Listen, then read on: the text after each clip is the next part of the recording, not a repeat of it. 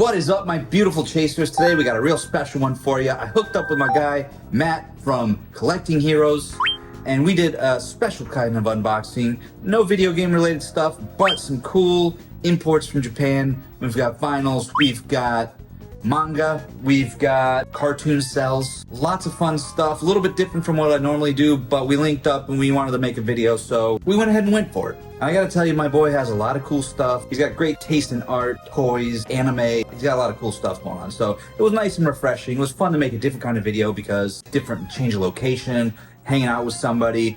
You know, we always do have Rockstar Kristen off screen making her commentary, which is nice. But it's nice to have another, another person as well. You know what, enough jib-jab. Let's get over to my boy's house and see what shakes loose, shall we? Hey, how's it going? It's Matt from Collecting Heroes, and I'm here with my friend Paul. How's it going, guys? This is Paul from Rad Chaser. We're gonna do something a little bit different today. We're gonna look at some Japanese anime toys, records, etc. I actually don't know what's in the box, so it's going to be a little bit of a mystery for me as well. So you're going to get some true reactions. It's going to be fun. So basically, I've been ordering stuff from Japan. I use a forwarding service, and what they do is I can go on to like Japanese websites because typically you cannot, as an American, buy from a Japanese website. Mainly, there's multiple reasons. One, the locals don't ship to America, and also there's a lot of communication issues. A lot of Japanese people just don't have good English. And so they can't do back and forth communication. So do you go through like an auction type house, like Bai or anything like that, a Proxy type thing? I use Bai, I use Proxy. They ship it to their local warehouse in Tokyo and then they forward it to me.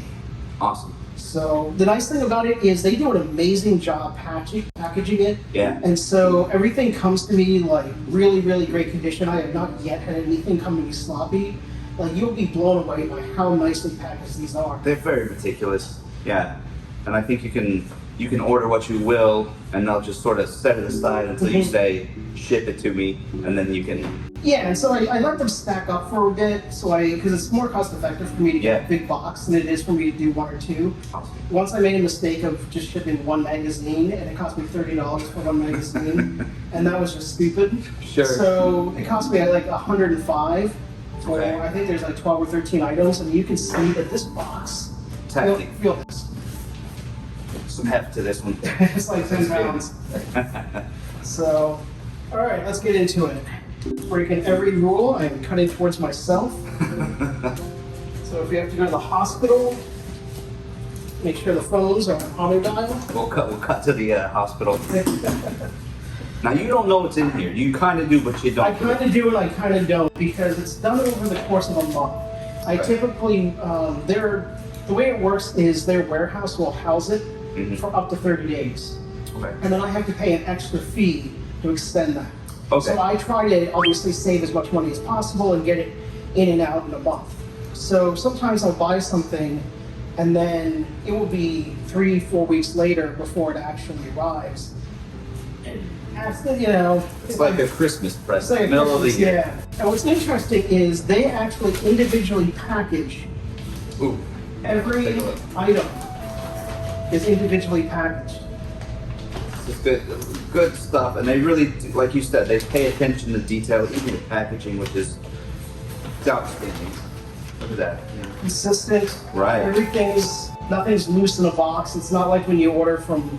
I remember I used to order from Toys R Us, and they would just have a box, and everything would just be shoved in, and all the stuff would arrive with bank cards and falling off the blister.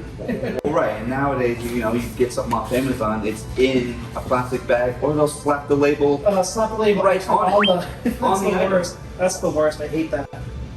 They just slap the label on a package. Do you read any Japanese? I do not. Neither do I. I should have brought Catherine. So Catherine Yamada is actually half Japanese. So her mom, being Japanese, taught her Japanese. Oh, okay. We'll get her on the next. Yeah, we kind of had a mishap. We had a mishap because she was supposed to come last night. We'll get her on next month's back. This one's got some like whole. I know this. I love it. It's beautiful writing to me. It's. I just like the way it looks. Alright, so let's take a look at, let's talk about these big ones, the fancy collectibles. Okay. And their descriptions are always on point. It's interesting, the Japanese are just very meticulous as a whole. Yeah. And even when you're buying from an individual seller, like off of Yahoo or Macari, they'll say that it's dirty, and dirty will mean like totally different than our dirty. Like our dirty looks like a homeless man slept on it. Sure. And their dirty is like, it's got a minor ding in the corner. That's very true. Graded at B instead of an A. That's true, and it's like you go, like I've heard, I've seen videos where you go to these video game shops and they have what they call junk bins. Mm-hmm. And to us, junk means, doesn't function, doesn't It's work. broken, you can see big holes in it. And Right, but there just might be a minor imperfection and they'll call it junk. Alright, so this is an animation cell. And this is from Sakura Wars, which is a video game that came out, what was that, early 2000s? Yes, I believe you. I want to say it was it PlayStation? Or was it? I think it's a PlayStation game, Sakura Wars, yeah. I'm not quite sure. Maybe Dreamcast, I don't know. Something around that time period. Yeah, we'll get the info and we'll stick it up here for you. Now. And then they made an anime TV show based off of the games. Mm. And then the games became popular and they kept making more of them. So the way this works is they do a hand-drawn animation of the character first. Okay. And then they paint it onto a cell. The reason why they do the hand-drawn is to make sure they have all the direction. They have this is the colors it needs to be. They kind of mock it up before they do because this hand painting, it takes a long time. Sure. And they don't want to f it up when they're hand painting it.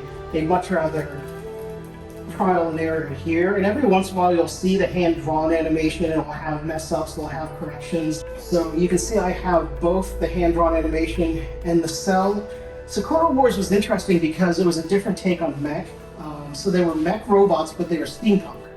So they're all steam operated, which is why this mech has big pipes coming out, because to release the air. Right, I love seeing these steampunk type things because they just they almost look hobbled together. Yeah. But they're effective and they get their job done if they need to get done. So I like that. And I actually did buy 2 Sakura War cells. Now when I buy these, a lot of the time, because I am not fluent in Japanese, I don't really have a lot of information on them. I have to use a translator. Now, you do have a lot of animation cells in general, don't you? Yeah, I have about 250, close to 300. What got you into cells?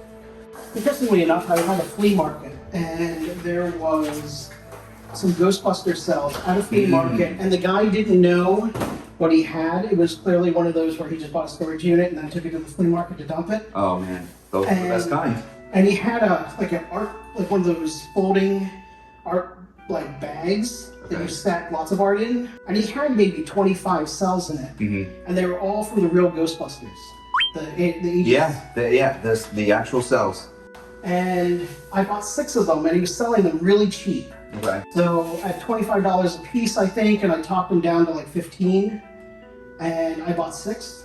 And that pretty much started me. I was like, well, this is really cool. I have a piece of an actual TV show. Right. That was on TV, That's great. But this one that is actually different drawing than the action here. They don't match up. You can see she's walking in that. Right. Here they're hugging. Okay, yeah. So I have a mismatch on the line drawing, which is interesting. I'm not super concerned. I mean, they're both pretty cool. Yeah, is that normally a thing, or is that usually you get the cell? Usually you get the cell and the line drawing. Okay. Sometimes when I buy, you don't even get the line drawing because sometimes they throw them away, sometimes they're in bad condition. It's also not uncommon to see the line drawing. Sometimes they'll store them with the cell and the paint will stick to it and then they'll be stuck together.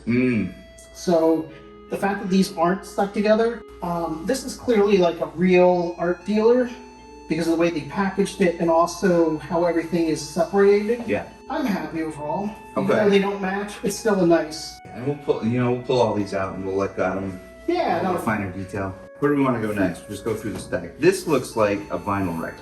This does look like a vinyl, and I did buy a vinyl. Now, you're more familiar with vinyl than I am. You have a big vinyl collection. I do love my vinyls. First off, they're not called vinyls. They're called vinyl. Plural is vinyl. So what are they? What are they called? Sometimes you get somebody talking about vinyls. It's like Lego and Lego. Yeah, it's like Lego and Lego.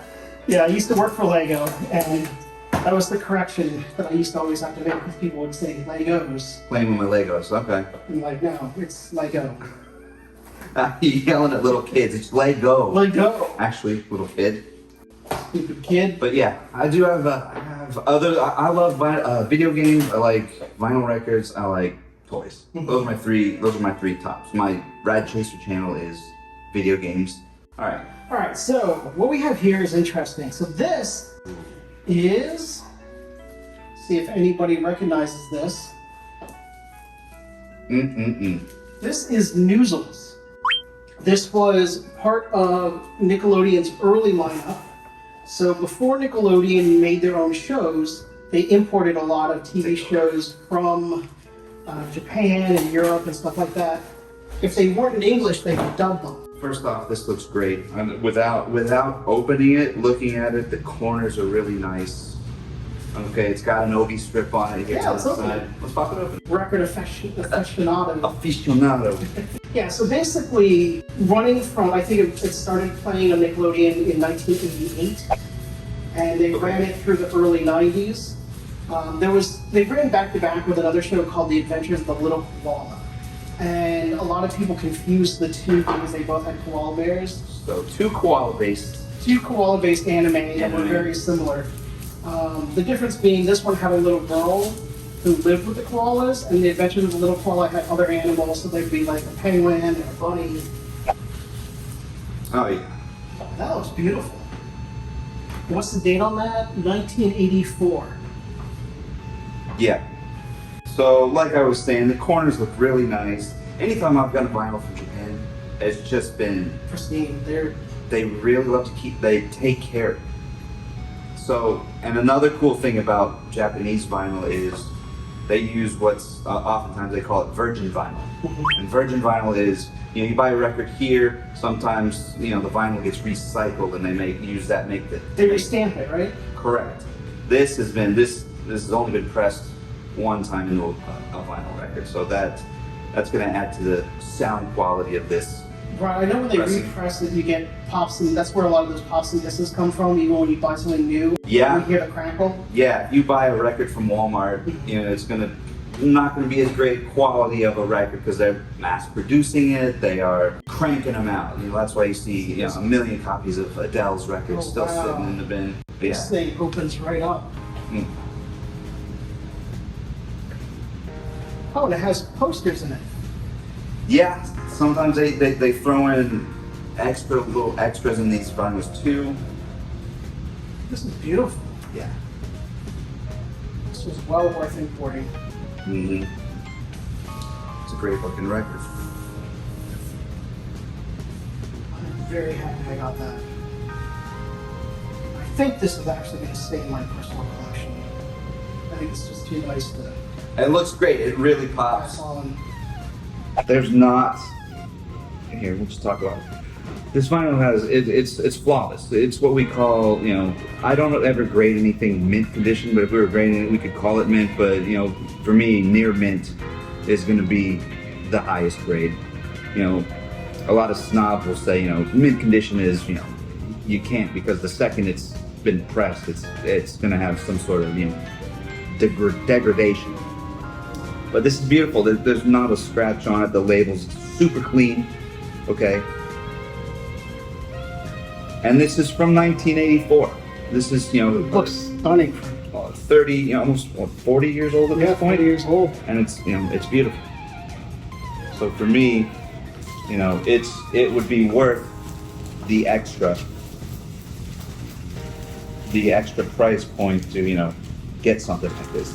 Well, that does it for part one, my beautiful chasers. Wow, we really saw some crazy stuff there, huh? A lot of information, exciting things going on. So much so that there's a part two coming up. So be on the lookout for that. There's gonna be even more cool stuff happening there. Please like this channel, subscribe to the channel, go like Collecting Heroes channel. He's got fun stuff going on too.